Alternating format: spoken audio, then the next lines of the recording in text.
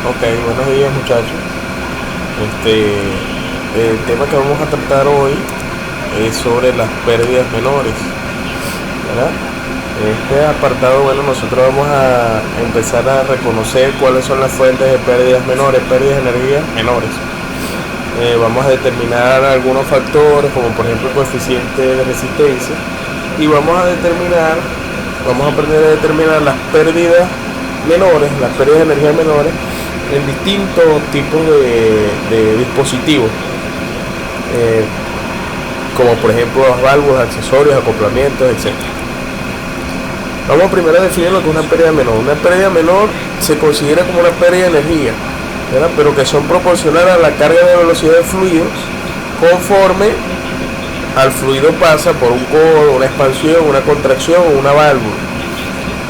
Por lo general son valores experimentales, ¿verdad? Y se reportan en los términos de coeficiente de resistencia, que lo vamos a conocer con la letra K. La ecuación que se utiliza para el cálculo de las pérdidas menores es la siguiente: HL, que recuerden que el término HL hace referencia a las pérdidas de energía, ¿verdad? Que va a ser igual a K. Esa K va a ser el coeficiente de resistencia por la velocidad al cuadrado entre 2 veces la gravedad. Esa es la fórmula que se utiliza siempre para calcular pérdidas menores. Ahora bien, hay distintos tipos de dispositivos que permiten la pérdida de energía que se considera menor, y son los que vamos a empezar a analizar. Por ejemplo, una expansión súbita. Una expansión súbita es un tramo de la tubería. Conforme el fluido pasa por esta tubería, de una más pequeña a una más grande, a través de una expansión súbita. Cuando hablo de expansión súbita es porque es brusca, ¿verdad? Ese cambio de tubería de una pequeña a una grande es totalmente brusca. Por ende, la velocidad disminuye de manera abrupta, lo que ocasiona turbulencia. Incluso aquí vamos a observar la gráfica, que hay una zona de turbulencia, y que hay dos regiones: una tubería de menor tamaño y una tubería de mayor tamaño. Como puede observarse aquí, el cambio de tubería menor a tubería de mayor tamaño es totalmente brusco, y por ende ese cambio de velocidad que trae el fluido en este punto, y cuando pasa este punto, es totalmente brusco, es abrupto. Entonces, ¿de qué depende esa pérdida de energía? Depende de los tamaños de las dos tuberías. Ahora bien, ¿qué fórmula nosotros utilizamos para determinar la pérdida de energía de la expansión súbita? HL, que es igual al coeficiente de resistencia por la velocidad en la sección 1, es decir, que nosotros vamos a trabajar con la velocidad que trae el fluido en la tubería de menor tamaño, de diámetro 1, entre 2 veces, por la velocidad del 1 al cuadrado entre 2 veces la gravedad. Ahora bien, ¿de dónde nosotros vamos a obtener este factor de fricción? O este coeficiente de resistencia, perdón.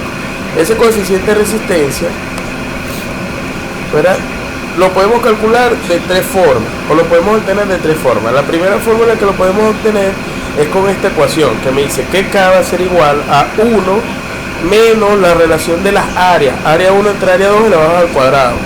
Porque hablamos de área 1 entre área 2, porque aquí podemos observar que tenemos dos secciones, una de un diámetro menor y una de un diámetro mayor. Área 1, área 2, sección 1, sección 2.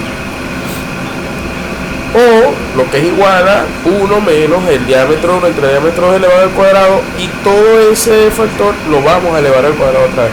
Eso es una forma de calcular el coeficiente de resistencia. Ahora bien, otro modo de obtener el coeficiente de resistencia es a través de este diagrama, ¿verdad?, que se llama coeficiente de resistencia en expansión súbita. Podemos observar que la gráfica está formada por tres parámetros. Uno, la relación del diámetro, de 1 entre 2. 2, las curvas de velocidad. Aquí podemos observar que tenemos 6 curvas y cada una representa una velocidad.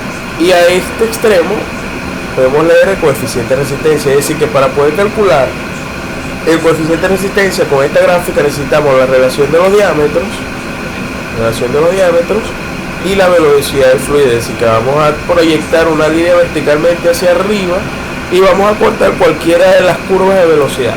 Posterior, proyectamos una línea horizontal hacia el eje de las Y, y podemos observar o determinar a ojo por ciento coeficiente de resistencia.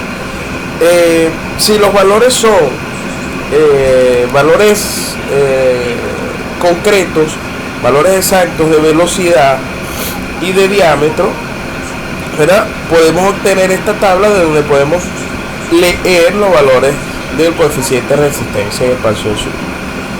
Esos son, en este caso, cómo vamos a determinar la expansión, los coeficientes de resistencia de expansión súbita, que es el factor K que necesitamos para introducirlo en la fórmula de HL igual a K por la carga de velocidad elevado al cuadrado. En este caso, la velocidad en la sección 1. Otro elemento en el cual se genera pérdida por fricción o pérdida menor o pérdida de energía, es pérdidas en la salida. ¿Qué es una salida? Es cuando el fluido pasa de una tubería a un depósito o tanque grande. Su velocidad automáticamente disminuye hasta casi cero, y en el proceso se disipa energía cinética que el fluido tenía en la tubería. Es decir, observen acá, el fluido viene a una velocidad rápida, a una velocidad mayor, y cuando se encuentra con el tanque obviamente va a disminuir completamente su velocidad. Entonces allí ese proceso de pérdida de energía cinética disipa la energía. Hay una diferencia con esta pérdida de energía en la salida con respecto a la expansión súbita, porque aquí la ecuación que vamos a usar, K siempre va a valer 1, y vamos a determinar la velocidad en la sección 1. Ok, continuamos con los tipos de dispositivos que generan una pérdida de energía. Una expansión gradual. Una expansión gradual se dice que es posible hacer la transición de un fluido de una tubería pequeña a otra más grande, pero que no sea tan abrupta como lo vimos allá, era en la expansión súbita, sino que se utiliza como una especie de agrandamiento general de la tubería. O sea, va aumentando el tamaño de la tubería a medida que va pasando la longitud de la tubería, es decir, que no es tan abrupta la turbulencia, ¿ya? Eso permite que la pérdida de energía se reduzca.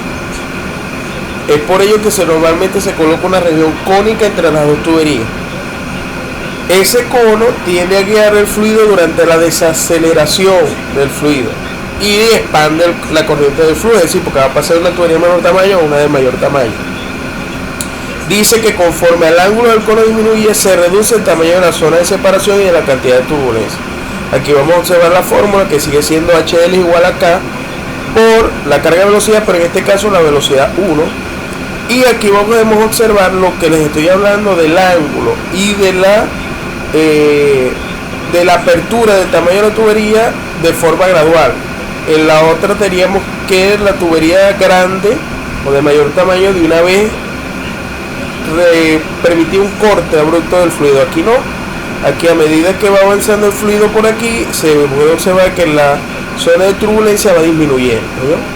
Entonces, a medida que el ángulo aumenta, la zona de turbulencia va a disminuir. También podemos obtener el valor de K por medio de una tabla, pero esta tabla va a ser relación a quién, relación al ángulo del cono, ¿ya? Respecto al ángulo del cono, aquí podemos observar los distintos ángulos del cono, de que va desde 2 hasta 60, y otra vez con la relación beta, que se conoce así, relación beta o la relación de los diámetros, en este caso de 2 entre de 1. Aquí podemos observar de 2 entre de 1 y las diferentes curvas que representan los ángulos, y en la parte del eje Y podemos observar el coeficiente de resistencia, que lo podemos determinar. Otro elemento es la contracción súbita. La contracción súbita en las pérdidas de energía se calcula por la misma fórmula, pero en vez de la velocidad 1, como ya lo estábamos observando anteriormente, va a ser de la velocidad 2. Esto es una contracción súbita, es decir, teníamos una tubería de mayor tamaño y pasa una de menor tamaño de manera brusca. ¿Dónde vamos a determinar esa velocidad? En esta sección, en la sección de menor tamaño, porque es donde se está dando la mayor cantidad de turbulencia.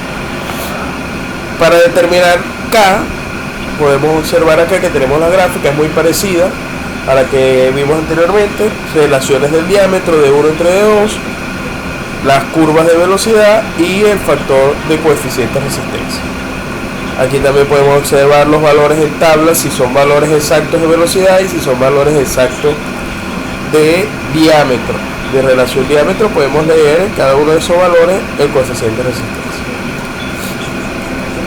Otro elemento es la contracción gradual, que es la pérdida de energía, se disminuye de forma sustancial de acuerdo a esa relación de los diámetros que hay entre las dos tuberías, y también se utiliza ángulos, es decir, es muy parecido, pero en vez de una tubería de menor tamaño, una de mayor tamaño, es de mayor tamaño a de menor tamaño, como se puede observar aquí, diámetro 1, diámetro 2 y el ángulo que podemos observar acá.